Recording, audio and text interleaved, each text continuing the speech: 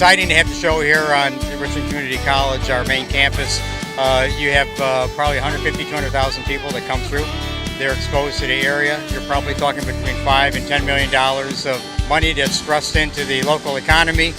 So lots of good things, great exposure, and quite honestly, when you take it back to the classroom, we have lots of students that are coming out that will experience all the facets of agribusiness, from the marketing to product development to all of the bioengineering that takes place. Just a tremendous amount of educational opportunities here for our students to see what their future could hold. This year's Farm Progress Show is a remarkable one in the sense that we have many more vendors and exhibitors coming to the show, not to mention a lot of the population coming out to the show. We have the development of 3 different corridors within the Progress City site. Within that we have the Northwest, Southwest, and Central corridor, all which make up new buildings and new spaces. Overall, we added 6 new buildings to the site this year, adding about 14,000 square feet of indoor space, along with finishing out 12th Street, which basically completes the master plan of Progress City in the very beginning. Farm Progress is always the market entryway for new developments that the companies have done. I know that Case has got some very big surprises this year. If you look at some of the combines they've got, just tremendous machines that they've got there. But again, you're talking about $1 billion of new product developments that are being unveiled at the Farm Progress Show. This puts the spotlight on Richland and Decatur overall as a business center for agribusiness in general. Having this many vendors come to our town, having this many visitors as well, really highlights that Decatur is a leading edge in terms of agriculture.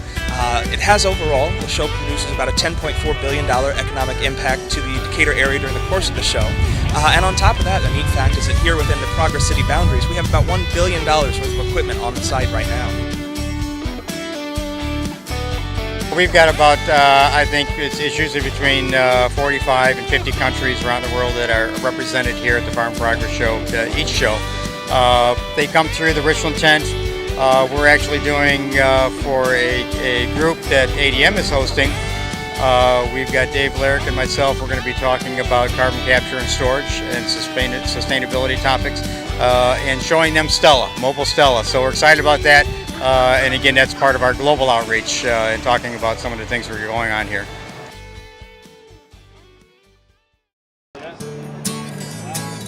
Governor Quinn and honored guests, thank you so much for being here today to recognize an individual that was a tremendous proponent of agriculture and education, our Emmett Sufton.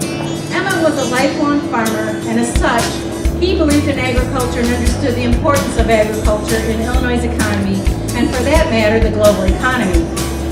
He also knew that education was a key component in creating vibrant agricultural communities.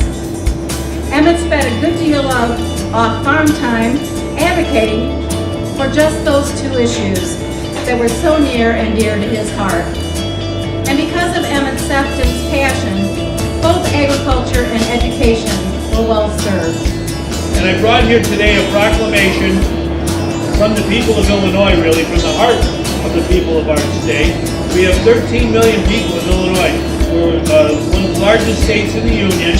We are, when it comes to agriculture, #1. And we understand how important it is to honor the men and women of agriculture who promote how important this vocation is to all of us. As long as the Sefton family is with us, our Illinois agriculture is in good hands. And without further ado, on behalf of everyone in Illinois, thank you, Emmett.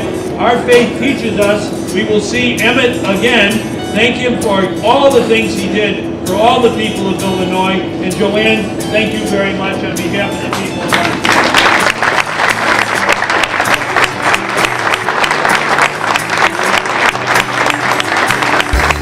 Yes, it's quite an honor, and he deserved it.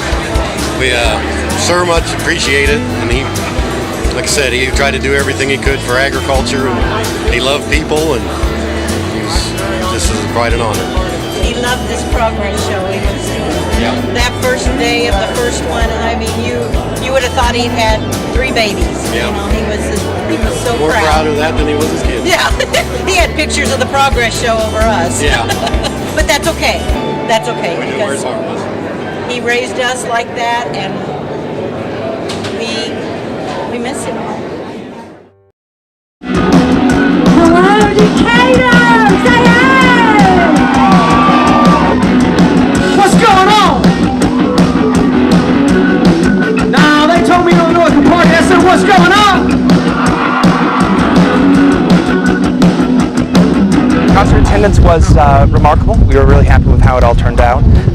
The community came out to it well, and on top of that, we also had a lot of our corporate sponsors come out. So overall, we couldn't be more pleased.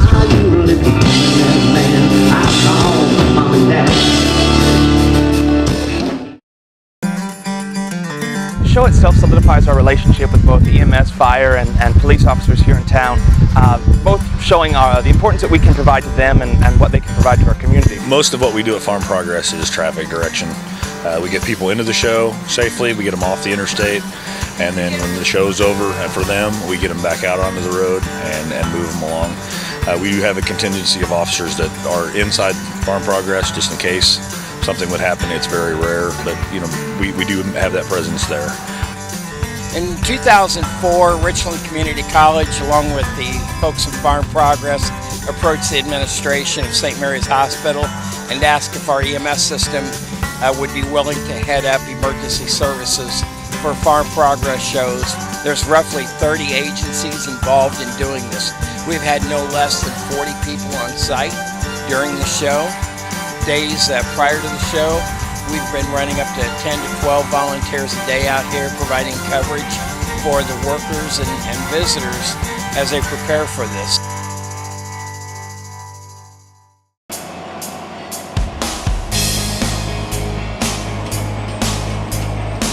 With the Farm Progress show coming, it's enabled us to be able to put field tile on the foundation's 40 acres.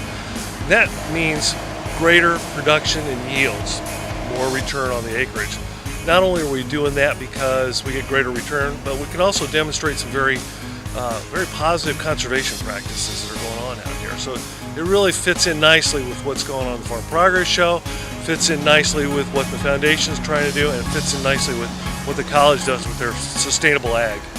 We started clear back in January and February, bringing the partners together to do a design for the acreage here. And the first thing that they do is they pull up the GPS maps and they look at the topographical layout of this piece of land to determine how to flow the direction of the water. And so early on, working with the contractors, they did a design work. You can see all the different ridges and laterals and connections, main lines they put in. And that's what we're seeing out here working today is the individual laterals. So this has been about a 6-month process to be able to do this.